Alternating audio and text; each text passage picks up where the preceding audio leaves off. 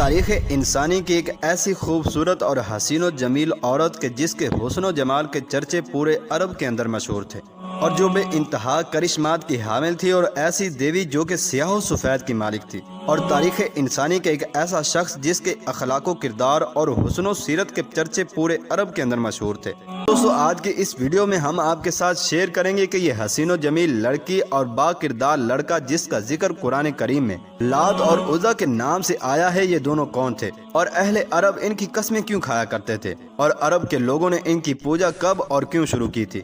پیارے دوستو، ان تمام تر سوالات کے جوابات قرآن و حدیث کی روشنی میں آج کی اس ویڈیو میں ہم آپ کے ساتھ شیئر کریں گے، لہذا آپ سے ہماری گزارش ہے کہ آپ ہماری اس ویڈیو کو اینڈ تک ملاحظہ فرمائیے۔ ناظرین محترم، اللہ تبارک و تعالیٰ قرآن مجید کی سورہ نجم میں ارشاد فرماتا ہے، افرأیتم اللات والعزیٰ،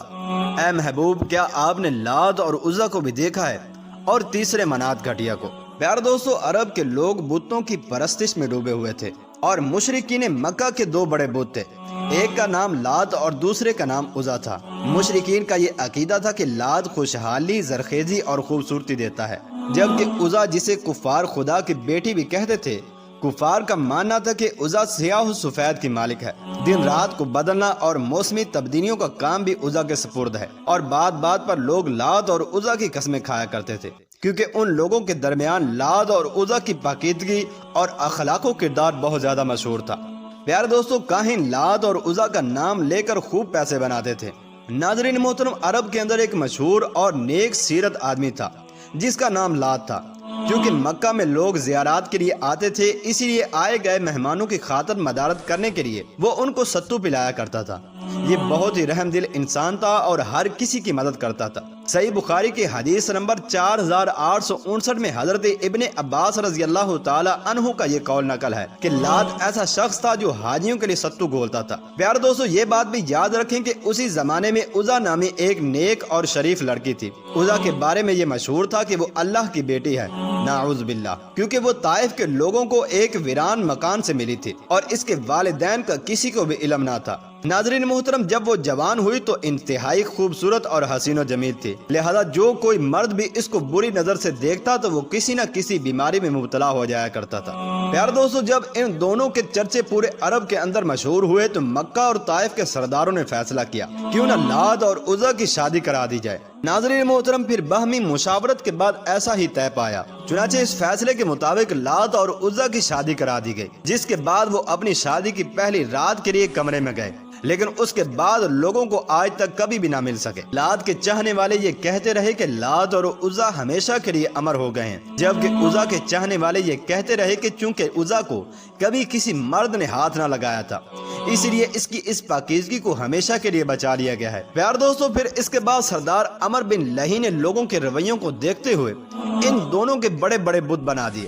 اب جیسے جیسے زمانہ گزرتا گیا تو لوگ ان کے سامنے منتیں ماننے لگے، اور ایک دن ایسا بھی آیا کہ لوگ ان کے سامنے اپنی قربانیاں پیش کر کے ان کی پوجا و پاٹ کرنے لگے۔ پیارے دوستو، جبکہ ابن اسحاق رحمۃ اللہ تعالی فرماتے ہیں کہ لات پر طائف میں آباد قبیلہ بنو ثقیف حق رکھتا تھا، اور اس سے ہونے والی آمدنی بھی انہی میں بٹتی تھی، اور عمر بن لہی نے بنی کنانہ اور قریش سے کہہ دیا تھا کہ تمہارا رب سردی کے موسم میں طائف میں لات کے پاس اور موسم گرما میں عزا کے پاس رہتا ہے، اسی لیے لوگ ان دونوں کی تعظیم کیا کرتے تھے، اور ہر ایک کے لیے ایک حجرہ بنا دیا تھا، اور جس طرح کعبہ کو قربانی کا جانور بھیجتے تھے اسی طرح ان دو بتوں کو بھی قربانی کے جانور بھیجے جاتے تھے، جن کو وہاں پر لے جا کر بھینٹ چڑھا دیا جاتا تھا، اور لات کو خدا کا بیٹا اور عزا کو خدا کی بیٹی کہا جاتا تھا۔ پیارے دوستو، فتح مکہ کے بعد حضور اکرم صلی اللہ تعالی علیہ وآلہ وسلم نے ان دونوں بتوں کو ختم کروا دیا، جبکہ ابن کثیر لکھتے ہیں کہ لات کے بت کو توڑنے کے لیے نبی کریم صلی اللہ تعالی علیہ وآلہ وسلم نے حضرت مغیرہ بن شعبہ رضی اللہ تعالی عنہ کو بھیجا، جس نے لات کا بت توڑ کر وہاں پر مسجد طائف بنا دی، اور اسی طرح عزا کے خاتمے کے لیے حضور اکرم صلی اللہ تعالی علیہ وآلہ وسلم نے حضرت خالد بن ولید رضی اللہ تعالی عنہ کو بھیجا۔ اس واقعے کو علامہ علوسی نے اپنی کتاب تفسیر روح المعانی میں اس طرح لکھا ہے کہ حضرت ابو طفیل رضی اللہ تعالی عنہ سے مروی ہے، آپ فرماتے ہیں کہ جب اللہ کے رسول صلی اللہ تعالی علیہ وآلہ وسلم نے مکہ مکرمہ کو فتح کیا تو حضرت خالد بن ولید رضی اللہ تعالی عنہ کو بطن نخلہ کی جانب بھیجا کہ وہ وہاں پر جائیں اور عزا نامی بت کو توڑ کر آئیں۔ چنانچہ حضرت خالد بن ولید رضی اللہ تعالی عنہ وہاں سے روانہ ہوئے اور چلتے چلتے جب وہاں پر پہنچے تو وہاں پر آپ نے ایک درخت اور حجرہ پایا۔ چنانچہ حضرت خالد بن ولید رضی اللہ تعالی عنہ نے اس درخت کو کاٹ دیا اور اس حجرے کو توڑ پھوڑ دیا اور اسی کو عزا سمجھا۔ چنانچہ آپ یہ تمام کام کر کے جب واپس آئے تو حضور اکرم صلی اللہ تعالی علیہ وآلہ وسلم نے آپ سے دریافت فرمایا، جس پر حضور اکرم صلی اللہ تعالی علیہ وآلہ وسلم نے ارشاد فرمایا کہ تم دوبارہ جاؤ،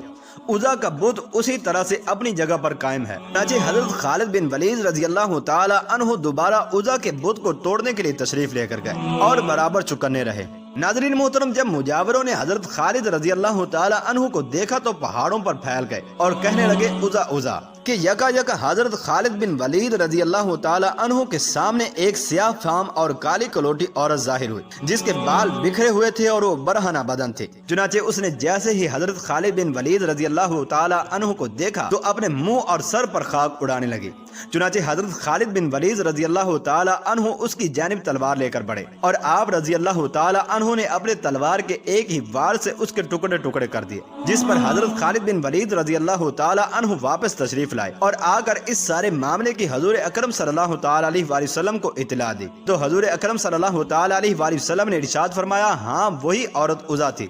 جو کہ ایک بت کے اندر داخل ہو کر اپنی پوجا کروایا کرتی تھی۔ پیارے دوستو، اس طرح سے مشرکین عرب کے سب سے خاص بت لات اور عزا کو اس دنیا سے ہمیشہ ہمیشہ کے لیے ختم کر دیا گیا۔